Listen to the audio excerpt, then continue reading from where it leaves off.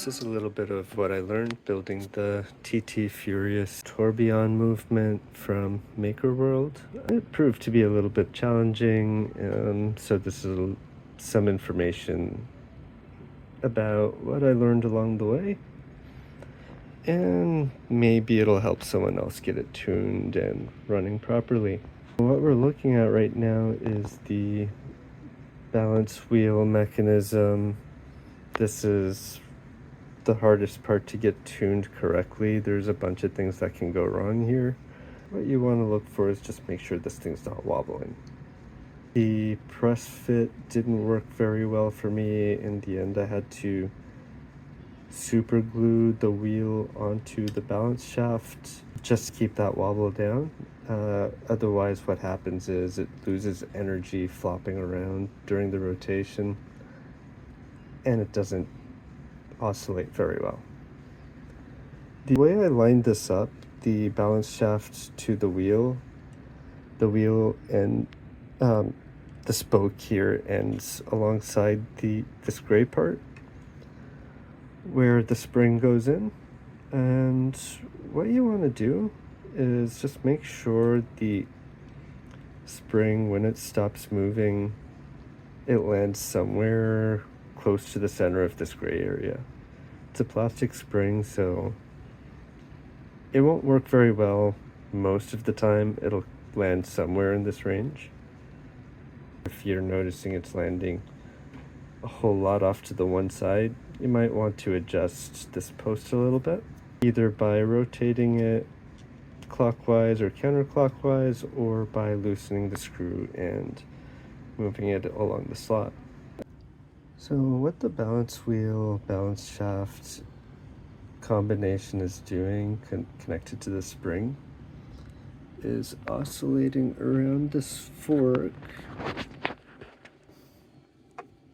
So we've got the escapement wheel here, escape wheel I mean, and this part here, that's the fork.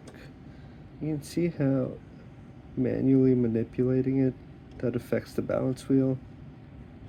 So what's happening is, as the wheel goes back and forth, the fork, I think, is interfering with the escape wheel, preventing it from rotating or releasing it to rotate. That rotation is coming from this gear here, which is connected to this whole contraption all the way out, and that's powered by the motor underneath.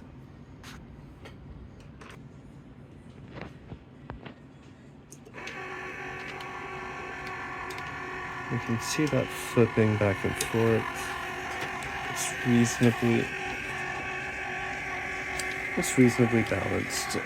It is a little sticky, and that's just because the motor's running a bit slower than I want it to. I've tried several gear ratios, and this seems to be the best I can get with my choice of plastics and the stuff I've got. Maybe PETG would help, or a different blend of PLA. This goes back and forth. Looks pretty cool. And now we'll stop here and start talking about the... Honestly, not sure what this part is called. This thing. This is important. Not as important as the balance wheel, but it's pretty up there. What it's doing is it's decoupling the rotation of the overall movement from the balance spring underneath. This allows the balance spring to move pretty close to freely, and it does that by sort of acting as a clutch type of deal. What you'll see is it'll start creeping clockwise along the gold pin here in the slot towards the left. Important thing to know, you never want it to go all the way to the left here. If it makes its way here, you're gonna end up having a pretty bad time, the mechanism will jam, you'll hear nasty sounds, something might break. So don't let it stay powered for very long if you find it there. And if it stays too far to the right, what'll happen is the balance wheel will lose momentum and just stop moving. This jams up the whole mechanism as well.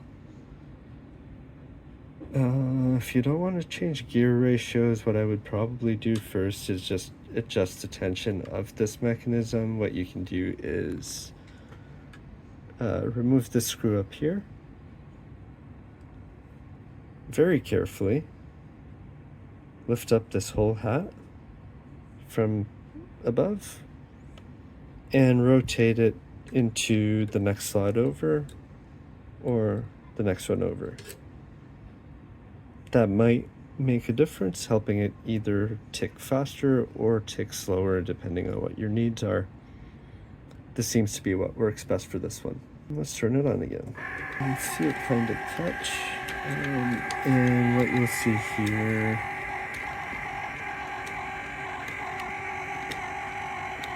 and see it moving along, and we lost it.